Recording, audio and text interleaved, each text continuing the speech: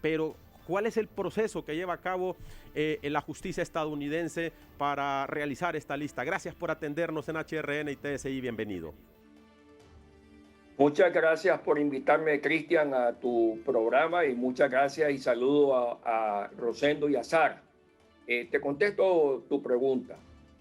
El gobierno de los Estados Unidos opera de forma separada al Congreso y al Senado de Estados Unidos. Dentro de las secretarías que tiene el gobierno de los Estados Unidos y las agencias de inteligencia, tú tienes a la DEA, tienes a la CIA, tienes a la FBI, y dentro de eso tú tienes al Departamento de Justicia y tienes Homeland. Si el Departamento de Justicia te mete en una lista, vas preso. Y el Departamento de Justicia trabaja de la mano de la DEA, ¿verdad? Entonces, la DEA, que tiene mucha gente en tu país, le informa al Departamento de Justicia de que ciertos elementos de la sociedad están enviando drogas a los Estados Unidos, y así es como le hace un caso el Departamento de Justicia. Entonces, cuando alguien que ha roto las leyes de Estados Unidos por el narcotráfico o el narcolavado y vienen a los Estados Unidos, lo detienen en los aeropuertos. El día de ayer hubo un congresista dominicano que vino a Miami y fue detenido por las autoridades, y el Departamento de Justicia lo señaló como una persona que había ayudado a meter droga a los Estados Unidos. Entonces entendamos los procedimientos. Primero viene el Departamento de Justicia. Luego, estas listas que hace el Congreso y el Senado de Estados Unidos, ¿verdad? Las listas, puede ser que un congresista te meta en una lista, pero esa lista alguien del gobierno norteamericano la tiene que operativizar. Y para operativizarla tiene que haber evidencia. En el caso específico de esa lista que ustedes enseñaron en la televisión, esos son unos congresistas hondureños que fueron señalados ante la justicia de Honduras, no de los Estados Unidos, y fueron señalados como personas corruptas. Entonces, si la autoridad hondureña, ya sea el Departamento de Justicia, que en este caso fue una entidad de la OEA quien nos lo señaló a estos señores, con eso se basa el Congreso y el Senado para señalar a esas personas, y luego quien operativiza eso es el Departamento de Estado. Ahora, fíjate bien qué puede hacer el Departamento de Estado. El Departamento de Estado puede quitarte la visa, pero el Departamento de Estado se puede unir con el Departamento del Tesoro y declararte de que como eres corrupto y has hecho actos de corrupción en los Estados Unidos, entonces el gobierno de los Estados Unidos congela todos los activos que tú tienes en los Estados Unidos y le prohíbe a entidades bancarias de Estados Unidos o entidades bancarias que hacen negocios con Estados Unidos de tener cuentas de estas personas. Entonces entendamos la operatividad.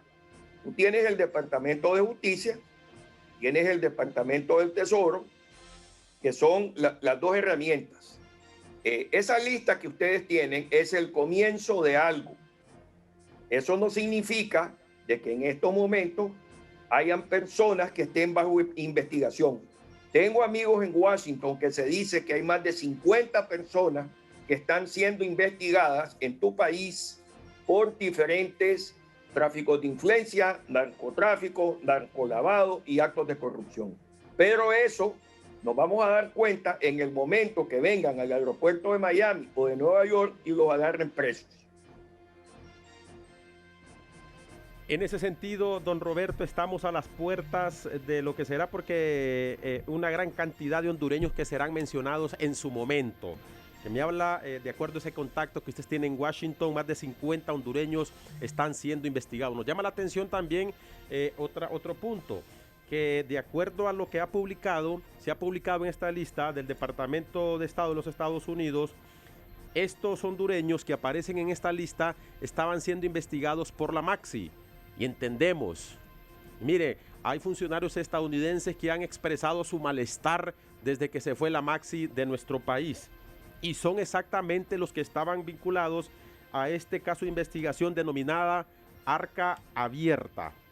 Arca Abierta, donde también habían otros legisladores en nuestro país, y nos llama la atención que solo han salido unos pocos de la gran cantidad. Hay esta conexión, hay esta comunicación entre el gobierno de los Estados Unidos y la fiscalía aquí en Honduras para seleccionar también estos nombres de estas personas que están siendo señaladas allá por parte de la justicia estadounidense. Eso así es, y te cuento, Cristian, creo que la vez pasada que hablé del cuento del perro iguanero. El perro iguanero es un perro entrenado por su amo que le enseña a cazar iguanas. Y es un perro que tiene una enorme paciencia. ¿Qué pasa? El perro ve la iguana se sube al árbol y el perro le queda viendo a las 8 de la mañana, a las 9, a las 10, a las 11, a las 12, a las 1, a las 2, a las 3, a las 4. Esa iguana tiene que bajar del árbol porque si se queda arriba se congela. Ya cuando llega a las 5 de la tarde al tronco del árbol, el perro iguanero abre la boca y agarra la iguana y se la lleva al amo. Las autoridades de los Estados Unidos se pueden sentar 2, 3, 4, 5 años y esperar en el momento correcto para agarrar preso a cualquier persona que haya cometido un crimen, que haya cometido una violación, que haya hecho actos de corrupción. Entonces, la idea de esto es que el pueblo hondureño entienda que la justicia en los Estados Unidos es lenta, pero la justicia llega. Estamos de acuerdo. Y otro punto que pude observar, de acuerdo a la lista que leí también, don Roberto, esta lista que leí de Guatemala y de El Salvador, más allá la de Guatemala, la mayoría de ellos, dice ahí, de acuerdo a lo que han escrito, están vinculados en su mayoría con el crimen organizado, con bandas de narcotráfico. Y vemos, a diferencia de Honduras, que solo se señalan hondureños vinculados a actos de corrupción. Y usted nos los ha adelantado. Apenas puede ser esta una primera lista. Podemos esperar para junio, que en junio se ha anunciado también a finales que habrá una nueva lista de hondureños implicados, ya sea en casos de corrupción como vinculados al crimen organizado. Definitivamente que sí, y Cristian, y te vuelvo a repetir que la DEA tiene su lista en todo el mundo y tú te puedes meter, ¿verdad?, dentro de los sistemas de la DEA y tú te vas a dar cuenta a quienes ellos están buscando, pero que han sido ya señalados, ¿verdad? Entonces la DEA es una cosa y ahí tiene que ser específico, narcotráfico y narcolavado, cosa que en Honduras existen ambas.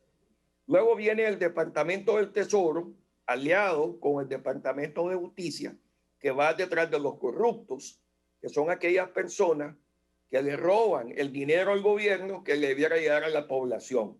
La administración Biden está 100% enfocada en de que se detenga la corrupción, porque se dice aquí en Estados Unidos que la gran cantidad de migrantes que están llegando del Triángulo Norte de Centroamérica hacia los Estados Unidos, lo cual le está creando un grave problema a la administración Biden, es causado por los altos niveles de corrupción que hay en estos tres países. Entonces la administración Biden está 100% enfocada en combatir la corrupción y la forma de hacerlo es a través del Departamento de Justicia, quien enjuicia a estos corruptos, y el Departamento del Tesoro, quien le congela los fondos. Fíjate tú que en esa lista de estas personas que tú mencionas, no se está hablando que le han congelado los fondos en los Estados Unidos. No sería nada raro que uno de estos días salga que toda esa gente, si tienen algún activo en Estados Unidos, no lo van a poder mover. Hoy, como ya han sido señalados por el gobierno de los Estados Unidos, esas personas, si tienen cuentas en bancos de Estados Unidos, es muy difícil que las puedan mover de un lado a otro. Finalmente, don Roberto, en ese sentido, el peor error que puede hacer un hondureño que ha cometido actos de corrupción o que esté vinculado al crimen organizado es utilizar el sistema bancario estadounidense. Le entiendo que ese es uno de los errores garrafales, porque si se utiliza el sistema bancario estadounidense, la justicia de los Estados Unidos tiene las facultades para poder acusarlo. Eso así es, y eso se debe, Cristian, a que cuando se hace una transferencia de un banco, vamos a decir que hay un banco hondureño y la corrupción la hizo esta persona que tiene en el banco hondureño A y le está pasando el dinero al banco hondureño B, pero se la está pasando en dólares. Eso va a través de un banco de Estados Unidos, ¿verdad? Entonces el banco hondureño A se la manda a un banco de Estados Unidos y el banco de Estados Unidos se la liquida y se la manda al banco hondureño B. Como esa transferencia se hizo vía los Estados Unidos, le da jurisdicción a los Estados Unidos porque la transferencia se hizo a través de los Estados Unidos. Si se envía dinero de un banco hondureño a un banco de Estados Unidos, peor. Si se manda esa transferencia a un banco en Europa en dólares, eso pasa también a través de los Estados Unidos. Hoy los nuevos actos de corrupción, para que tú sepas, es de que si se hace un acto de corrupción, lo hacen, entonces le pagan en China. El problema es que después tenés el dinero en China, ¿cómo lo transferís a Honduras y cómo lo transferís a Estados Unidos? Muchísimas gracias por su tiempo, don Roberto.